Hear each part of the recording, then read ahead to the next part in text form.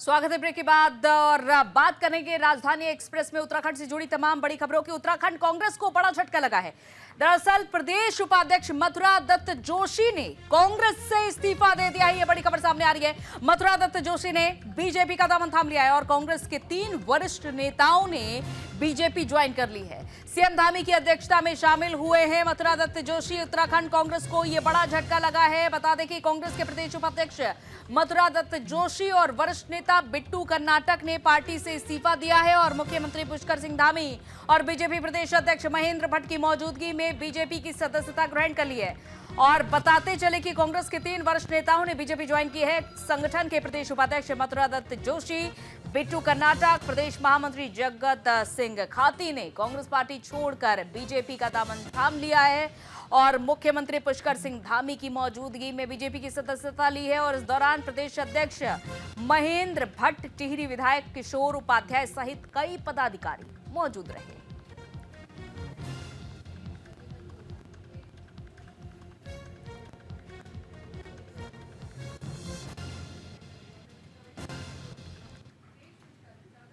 इधर उत्तराखंड के मुख्यमंत्री पुष्कर सिंह धामी की अध्यक्षता में कांग्रेस के 3 वरिष्ठ नेताओं ने बीजेपी ज्वाइन की है।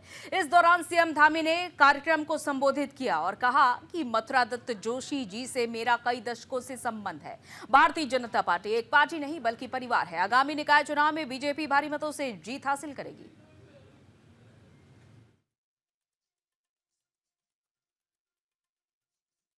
भारतीय के अभी रोज काम करते हैं, तो मैंने कहा कि आदमी महेंद्र भट्ट जी जरूर उनको जो है अनवरत रूप से उनका काम चलता रहे, उसकी व्यवस्था करेंगे। आज सम्मिलित हो रहे हैं, मैं उनका बहुत स्वागत करता हूं अपनी तरफ से। विश्व के सबसे बड़े दल के आज वो सदस्य बन रहे हैं और भारतीय जनता पार्टी एक पार्टी नहीं है, एक परिवार है, ये संस्कार है। और बिट्टू भाई हमारे इनसे भी बड़ा पुराना संबंध है और हमेशा भले ही ये कांग्रेस पार्टी में काम करते थे, लेकिन व्यक्तिगत रूप से हमारे संबंध बड़े अच्छे रहे आपस में। और इन्होंने भी जब मुझे कहा कि अब मैं भारतीय जनता पार्टी में काम करना चाहता हूं, देश में अपना योगदान देना चाहता हूं, प्रदेश में योगदान देना चाहता हूं, आपके साथ काम करना चाहता हूं, तो हमें बड़ी खुशी है कि ऐसे कर्मठ, ऐसे जुझारू लोग जिनका बड़ा योगदान रहा है, एक लंबा अनुभव रहा है, ये पार्टी में शामिल हो रहे हैं। इनका मैं बहुत स्वागत करता हूँ कि अभी रोज काम करते हैं, तो मैंने कहा कि। और हमारे संवाददाता अनुज अवस्थी इस खबर पर हमारे साथ जुड़ चुके हैं। अनुज, एक तरफ चुनाव नजदीक है, तो अब इस बीच कांग्रेस को बड़ा झटका लगा है। 3 वरिष्ठ नेताओं ने, जिसमें कि मथुरा दत्त जोशी भी शामिल, उन्होंने बीजेपी का दामन थाम लिया है। बिल्कुल अंजलि, कांग्रेस को एक बड़ा झटका लगा है। कांग्रेस के 3 वरिष्ठ नेता जो राज्य मंत्री भी रह चुके हैं, अगर उनके कार्यकाल की अगर बात करें तो कांग्रेस से विजय बहुगुणा जब मुख्यमंत्री थे तो उस समय मथुरा दत्त जोशी, बिट्टू कर्नाटक और जगत सिंह खाती, ये तीनों दर्जा प्राप्त मंत्री भी थे। और साथ ही साथ जगत सिंह खाती की अगर हम बात करें तो प्रदेश महामंत्री भी थे कांग्रेस पार्टी से। आज उन्होंने कांग्रेस पार्टी से इस्तीफा दिया और इस्तीफा, चूंकि बिट्टू कर्नाटक का इस्तीफा कुछ दिन पहले ही हुआ था, उसके बाद आज मथुरा दत्त जोशी ने इस्तीफा दिया और उसके बाद आज उन्होंने बीजेपी की सदस्यता ग्रहण करी। बीजेपी की सदस्यता का सीधा सा फंडा ये है कि मुख्यमंत्री पुष्कर सिंह धामी, प्रदेश अध्यक्ष महेंद्र भट्ट, साथ साथ प्रदेश प्रभारी दुष्यंत गौतम समेत तमाम जो नेता थे वो वहां पे मौजूद थे। उनकी मौजूदगी में तीनों नेताओं को बीजेपी की सदस्यता ग्रहण कराई गई। मुख्यमंत्री पुष्कर सिंह धामी का कहना है कि ये जो संगठन है विश्व की सबसे बड़ी जो पार्टी है, इस पार्टी में जो हमारा संगठन है और ये एक तरीके से परिवार है और इस परिवार में सबको इजाजत है यहाँ पे आने की। और मथुरा दत्त जोशी से हमारा पुराना नाता रहा, उस नाते आज उन्होंने बीजेपी की सदस्यता ग्रहण करी। मथुरा दत्त जोशी से जब न्यूज इंडिया ने खास तौर पे बातचीत करी तो उनका ये कहना था कि कांग्रेस की जो रीति और नीति है वो सम्मानजनक, इतने साल मैंने गुजार दिए। हालांकि चूंकि जो मामला था वो कुछ और था, चूंकि मथुरा दत्त जोशी पिथौरागढ़ से अपनी पत्नी के लिए नगर निकाय चुनाव में टिकट मांग रहे थे, लेकिन कांग्रेस ने उनकी अवहेलना करी, इस वजह से उन्होंने बीजेपी का दामन थामा। लेकिन फिलहाल कांग्रेस ने 3 बड़े नेता, जो खाटी नेता माने जाते हैं, प्रदेश प्रवक्ता भी थे मथुरा दत्त जोशी कांग्रेस पार्टी में, साथ ही साथ काफी पुरोधा भी रहे, हरीश रावत जब सरकार थी, मुख्यमंत्री थे हरीश रावत, तब उनको दर्जा प्राप्त राज्य मंत्री का दर्जा भी दिया गया और एक तरीके से लाल बत्ती की गाड़ी भी दी गई। लेकिन इतने दिन से वो कांग्रेस पार्टी में थे, लेकिन अब जाकर के उन्होंने बीजेपी की सदस्यता ग्रहण करी है, बीजेपी उन्होंने ज्वाइन करी है। तीनों बड़े नेता कांग्रेस ने अब दिया और कांग्रेस को एक बड़ा झटका लगा है, बड़ा झटका लगा है। और अनुज, ये क्योंकि ये सिलसिला लगातार जारी इसलिए क्योंकि टिकट एक के बाद एक काटते जा रहे हैं। उम्मीद थी कि परिवार से किसी ना किसी को टिकट मिलेगा, खुद कई उम्मीदवार जो कि जैसे कि पुराने जो क्षेत्रीय जो नेता हो गए उनको उम्मीद थी, कुछ मंडलाध्यक्ष हो गए उनको उम्मीद थी, लेकिन ऐसे में उन्हें टिकट नहीं दिया गया। तो क्या कांग्रेस इस बार अपने जो ग्राउंड को मजबूत करने की हमेशा से कोशिश करती रही है, कहां पर आखिर कमजोर पड़ रही है? क्यों आखिर विचार विमर्श में यहां पर कमी आ रही है कि टिकट काटा जा रहा है लोगों का? बिल्कुल, कांग्रेस में आपस में ही इतनी सरफुटबॉल चल रही है। अंजलि, बहुत अच्छा सवाल किया आपने, क्योंकि कांग्रेस के, चाहे वो हम प्रीतम सिंह की बात करें, चक्राता से विधायक हैं, वरिष्ठ नेता भी रह चुके हैं, प्रदेश अध्यक्ष भी रह चुके हैं, करण मेहरा इसमें प्रदेश अध्यक्ष है, हरदा चूंकि हरीश रावत कई प्रधान से उठे और प्रधान के बाद मुख्यमंत्री तक का सफर उन्होंने तय किया। उसके बाद अब कांग्रेस के अंदर कलह ही जो है कांग्रेस को ले डूब रही है। उत्तराखंड कांग्रेस में अब जो वरिष्ठ नेता है वो अब बीजेपी का रुख कर रहे हैं। चाहे वो जो सिंह बिष्ट की अगर बात करें, पहले तो उन्होंने बीजेपी का दामन थामा, कमलेश रमन जो प्रदेश प्रवक्ता थी महिला मोर्चा से, उन्होंने बीजेपी का दामन थामा। साथ ही साथ अब मथुरा दत्त जोशी जो प्रदेश प्रवक्ता भी थे और काफी वरिष्ठ नेताओं में उनकी गिनती आती थी कांग्रेस परिवार में, लेकिन अब उन्होंने कांग्रेस का दामन छोड़ करके बीजेपी का दामन थामा। उनका साफ तौर पे कहना था कि कांग्रेस, मैं इतने साल से कांग्रेस की सेवा करता रहा, कांग्रेस पार्टी में रहा, लेकिन मिला क्या, जब आत्मसम्मान की बात आती है तो उससे समझौता नहीं किया जा सकता। आत्मसम्मान के लिए इसी वजह से मैंने बीजेपी ज्वाइन करी और कोई ऐसा लुभावना पद नहीं दिया गया कि बीजेपी ने कोई लुभावना दिया हो कि हम आपको टिकट देंगे, इस तरीके की बात को खारिज किया उन्होंने। लेकिन फिलहाल इन तीनों नेताओं ने कांग्रेस को, उत्तराखंड कांग्रेस की अपनी खुद अभूतपूर्व क्षति हुई है। प्रदेश अध्यक्ष ने भी कुछ बोलने से भी मना किया। जो प्रदेश प्रवक्ता थी गरिमा मेहरा दसवानी, उनकी आंखों में आंसू थे कि जैसे मथुरा दत्त जोशी जैसे वरिष्ठ नेता जो कांग्रेस के पुरोधा कहे जाते हैं, वो अब उन्होंने पार्टी से इस्तीफा दिया और जाकर के बीजेपी में शामिल हुए। तो उत्तराखंड कांग्रेस को एक बहुत बड़ी क्षति मिली है और बीजेपी ने उसी चीज को कैश किया और अब मुख्यमंत्री पुष्कर सिंह धामी की अध्यक्षता में उनको बीजेपी ज्वाइन कराया गया और अब वो बीजेपी की रीति और नीति के हिसाब से चलेंगे और संगठन के हिसाब से चलेंगे। मुख्यमंत्री और प्रदेश अध्यक्ष यानी कि अनुज, कांग्रेस ने अपना एक पुरोधा खो दिया है और ये पुरोधा अब बीजेपी के खेमे में जाके शामिल हो गया है, जो भली भांति ये समझता है कि कांग्रेस की आगे की रणनीति क्या होने वाली है आगामी चुनाव को लेकर, क्योंकि नगर निकाय चुनाव नजदीक है बेहद। बिल्कुल, बीजेपी का तो ये कहना है कि सारी सीटें जो है, जब चुनाव में जनता जनार्दन ने केदारनाथ चुनाव हो या अन्य चुनाव हो, लोकसभा चुनाव हो, उसमें हमें भी जीत दिलाई है, तो जनता ये जानती है कि कौन सी पार्टी अच्छा काम कर रही है, उसी को जनता वोट देगी। नगर निकाय चुनाव में बीजेपी की शानदार जीत हुई। तो वहीं कांग्रेस का ये कहना है कि भले हमारे पास से नेता जरूर जा रहे हैं, लेकिन जनता इस बात को जान रही है कि हम किसको वोट देना है। अब गेंद दोनों ही पार्टियों ने जनता के हाथ में दी हुई है कि जनता क्या उचित निर्णय लेती है। इसके अलावा अगर बात करें, चूंकि कांग्रेस की जो रणनीति और नीति है, आज इस तरीके से 3 बड़े नेता बीजेपी में शामिल हुए तो कांग्रेस एक तरीके से खाली हो गई है। कांग्रेस पार्टी की अगर हम बात करें तो कांग्रेस पार्टी में अगर हम कार्यालय भी जाते हैं तो कार्यालय में भी बिल्कुल सन्नाटा छाया हुआ रहता है। कुछ बड़े नेता मौजूद भी होते थे, लेकिन अब ये चुनाव, ये ज्वाइन करने के बाद, इस्तीफे के बाद पूरा कांग्रेस कार्यालय खाली पड़ा हुआ है और जो बड़े नेता हैं वो इस चीज का अफसोस कर रहे हैं कि काश मैंने पहले ये चीज सोच ली होती। लेकिन फिलहाल यहाँ पर तो यही कहावत चरितार्थ होती है कि रस्सी जल गई लेकिन बल नहीं टूटा है। फिलहाल सभी पार्टियों को यही उम्मीद होती है कि उनसे बेहतर कोई भी नहीं है। बहुत बहुत शुक्रिया अनुज तमाम जानकारी के लिए। इधर उत्तराखंड ओपन यूनिवर्सिटी का आज 9वां दीक्षांत समारोह आयोजित हुआ। राज्यपाल गुरमीत सिंह इस दीक्षांत समारोह में बतौर मुख्य अतिथि शामिल हुए और इसके अलावा सचिव उच्च शिक्षा रंजीत सिन्हा भी इस कार्यक्रम में मौजूद रहे। दीक्षांत समारोह में डॉक्टर हेमचंद्र को मानद उपाधि से सम्मानित किया गया। दीक्षांत समारोह में 17,088 छात्र छात्राओं को डिग्री, 25 छात्र छात्राओं को गोल्ड मेडल और 13 छात्र छात्राओं को पीएचडी की डिग्री बांटी गई। और इस दौरान सभी छात्र छात्राएं काफी खुश नजर आए। उन्होंने कहा कि ये उनकी जिंदगी की सबसे बड़ी उपलब्धि है। ओपन यूनिवर्सिटी की वजह से ही कई विषयों पर डिस्टेंस एजुकेशन भी मिल रही है और इसका फायदा हर छात्र को मिल रहा है। That my hard work has successfully paid off now. I have scored 3 medals today. One is for the highest percentage in botany. The other is the Vice Chancellor's medal. The other is a sponsored medal. So I am basically an aspirant of the government services. So it was very hard for me to continue my studies and then prepare for the exam in a regular mode. So this is a very nice platform for us aspirants so that we can continue our coaching as well and then we can continue our optional subjects or whatever we want to do. अच्छा लग रहा है। 2 साल की मेहनत के बाद हमें ऐसी डिग्री मिली है और भी इनकरेज हो रहे हैं कि हमें पीएचडी भी करनी चाहिए और क्योंकि डिस्टेंस एजुकेशन के लिए एक बहुत अच्छा सेंटर है। हम लोग ऑन जॉब होते हुए भी डिग्रीज ले पा रहे हैं और यहाँ ये एक अच्छा प्रेरणा का स्रोत है कि हम लोग यहाँ पर आके और इनकरेज हो रहे हैं कि नहीं, हम पीजी तक ही ना रह के हमें पीएचडी भी करनी चाहिए। तो सर काफ़ी खुशी हो रही है आज डिग्री लेते हुए और ये हमारे लिए बहुत अच्छा मौका है और हम और लोगों से भी कहना चाहते हैं जो ऑन जॉब रहते हुए या कहीं दूर रहते हुए डिग्री करना चाहते हैं या फिर पीएचडी करना चाहते हैं तो उनके लिए बहुत अच्छा ओपन यूनिवर्सिटी। आपने बहुत सुंदर प्रश्न किया है कि जो आज हमने देखा है इससे हमारा भविष्य किस प्रकार दिखाई देता है।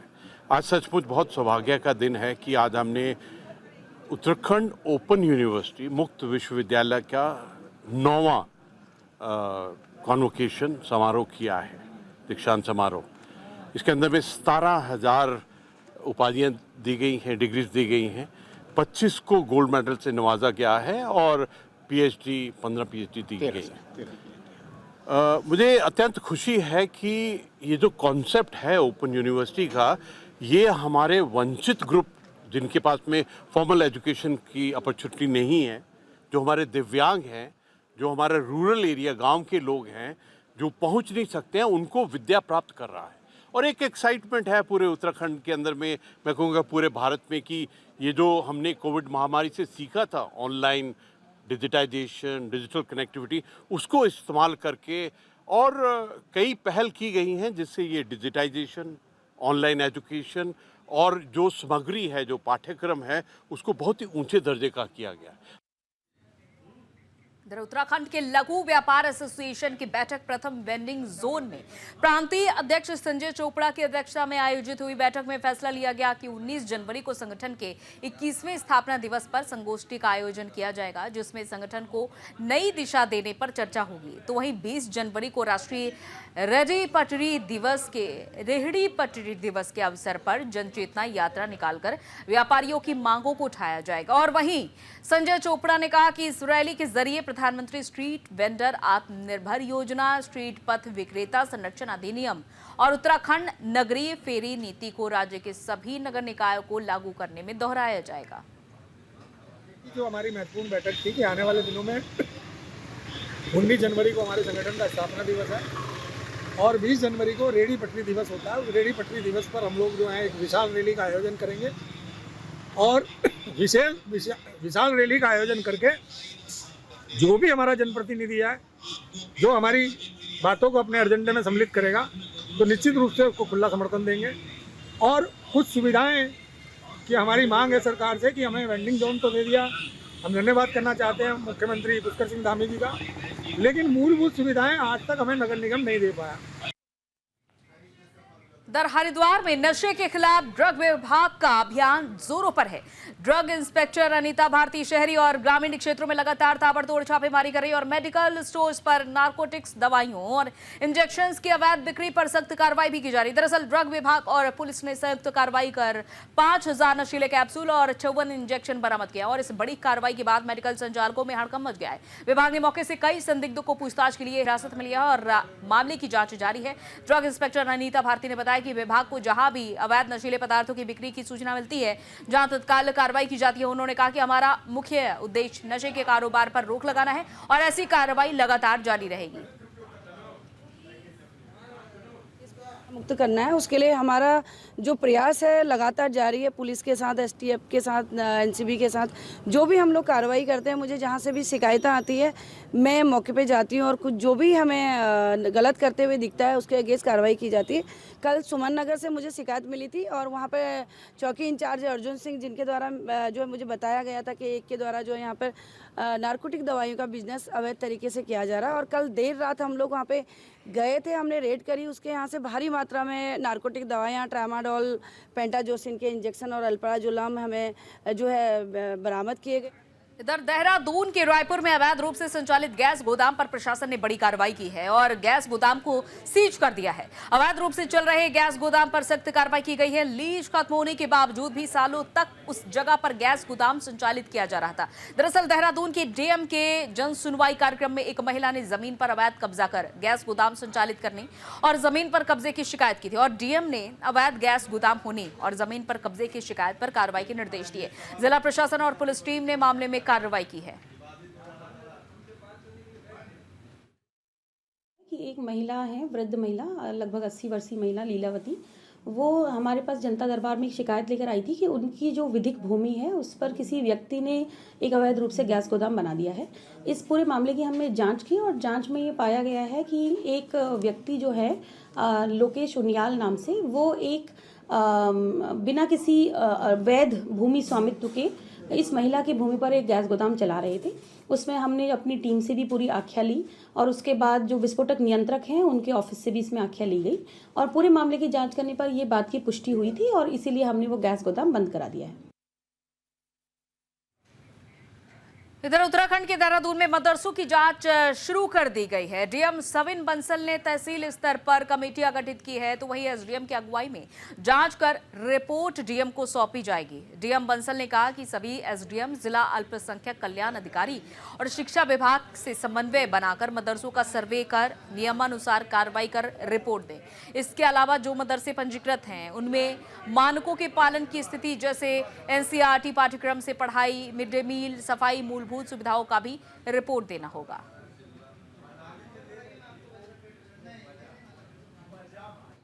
क्लियर है कि जो हमारे लीगलाइज्ड वे से पंजीकृत इंस्टीट्यूशंस चल रहे हैं, तो उसमें तो जो हमारे नॉर्म्स हैं प्रिस्क्राइब्ड बाय द गवर्नमेंट वो फॉलो हो रहे हैं कि नहीं। लाइक हमारा करिकुलम एनसीईआरटी पे शिफ्ट हो गया है, मिड डे मील्स हैं, कुछ बच्चों की मूलभूत सुविधाएं हैं, तो उसका एक तो परीक्षण किया जाना है। इधर उत्तराखंड के विकास नगर में नशे के खिलाफ जागरूकता रैली निकाली गई और इस जागरूकता रैली में कई स्कूलों के बच्चों ने हिस्सा लिया। इस दौरान सरस्वती विद्या मंदिर हाई स्कूल डाक पत्थर में एनएसएस के शिविर में मौजूद छात्र छात्राओं के साथ नशे की रोकथाम के लिए जागरूकता गोष्ठी का आयोजन भी किया गया और इस मौके पर छात्र छात्राओं को शपथ दिलाने के बाद सरस्वती विद्या मंदिर हाई स्कूल से पुलिस चौकी डाक पत्थर तक एक जन जागरूकता रैली का आयोजन किया गया। जन जागरूकता रैली का आयोजन किया गया जिसमें आप देख सकते हैं कि बड़ी संख्या में छात्र छात्राएं शामिल हुए और नशे के खिलाफ ये जागरूकता अभियान निकाला गया है, जिसमें कि छात्र छात्राएं मिलकर लोगों को जागरूक करने का कार्य कर रहे हैं। तो स्कूल की तरफ से ये जन जागरूकता रैली निकाली गई है।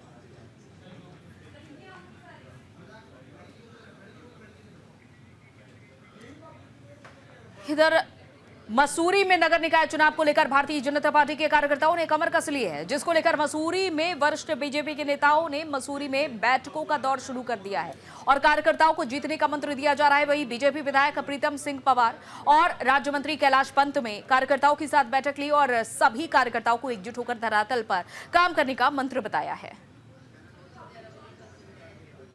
खड़ी की है और सिर्फ जीतने के लिए की है। इससे पूर्व क्या हुआ, किसने क्या किया, वो बात का विषय है। किंतु हमारा पहला लक्ष्य है कि हम अपनी प्रत्याशी को यहाँ से अच्छे मतों से जिताएं, उसके बाद अच्छा बोर्ड बनेगा। जो चीज़ें पिछली बार गड़बड़ उनको ठीक करने का प्रयास करेंगे। जहाँ बहुत गड़बड़ हुई होगी तो वहाँ भी देखेंगे कि सरकार हमारी है और हमको लगेगा कोई ऐसा निर्णय लेना है तो उसमें वो निर्णय भी लिए जाएंगे। किंतु पहला मकसद हमारा इस पार्टी की अपनी प्रत्याशी को जिताने। विपक्ष क्या अगर हमें इससे मतलब नहीं। जनता का रुख बहुत पॉजिटिव रुख है और जिस तरीके से लोगों ने, विपक्षी पार्टियों ने जो र्यूमर फैलाया था, और मुझे लगता है जनता के बीच में तो वो इस तरह से हमारे मसूरी नगर पालिका परिषद बहुत ही महत्वपूर्ण है देश विदेश के लिए। तो यहाँ के प्रत्याशी कैसे हों, यहाँ का चेयरमैन कैसा हो, और हमारी भारतीय जनता पार्टी के जो प्रत्याशी हैं मीरा सकलानी जी, उनके पक्ष में हम सब लोग यहाँ पर आए हैं और अपने जितने हमारे वार्डों के हमारे प्रत्याशी हैं भारतीय जनता पार्टी के, उनके विजय श्री के लिए जो है यहाँ के लोगों से आशीर्वाद लेने हम लोग आए हैं। और हमें पूरा भरोसा है कि जो हमारे प्रत्याशी हैं वो भारी मतों से विजय होकर यहाँ से जाएंगे। और उत्तराखंड में हाई रिस्क 4 झीलों का सर्वे होगा। ग्लोबल वार्मिंग पर विशेषज्ञों की चेतावनी जारी की गई है, जहां उत्तराखंड आपदा प्रबंधन ने चिंता भी जताई है इसको लेकर। 13 ग्लेशियर झीलों के संरक्षण की जरूरत है। चमोली में वसुधारा झील का सर्वे पूरा हो चुका है। 2025 में पिथौरागढ़ की 4 झीलों का सर्वे होगा। उत्तराखंड में ग्लेशियर झीलों के व्यापक अध्ययन और उनकी नियमित निगरानी के लिए उत्तराखंड राज्य आपदा प्रबंधन प्राधिकरण ने विस्तृत कार्य योजना बनाई है। केंद्र सरकार ने नामित विभिन्न संस्थाओं के वैज्ञानिकों के साथ इस पर विचार विमर्श किया। USDMA समन्वय की भूमिका निभाते हुए ग्लेशियर झीलों पर कार्य करने वाले विभिन्न शोध संस्थाओं को आवश्यक सहयोग प्रदान करेगा। और बैठक की अध्यक्षता करते हुए सचिव आपदा प्रबंधन एवं पुनर्वास विनोद कुमार सुमन ने कहा कि उत्तराखंड में 13 ग्लेशियर झीलें चिन्हित की गई हैं। इनमें से 5 श्रेणी ए में हैं। और उन्होंने ये भी बताया कि बीते साल एक दल ने चमोली जनपद के धौलीगंगा में बेसिन स्थित वसुधारा झील का सर्वे कर लिया है। और इस दल ने कई अलग अलग विभागों के प्रतिनिधि भी शामिल थे। उन्होंने बताया कि पिथौरागढ़ जनपद में स्थित श्रेणी ए के शेष 4 झील का सर्वे 2025 में करने का लक्ष्य रखा गया है।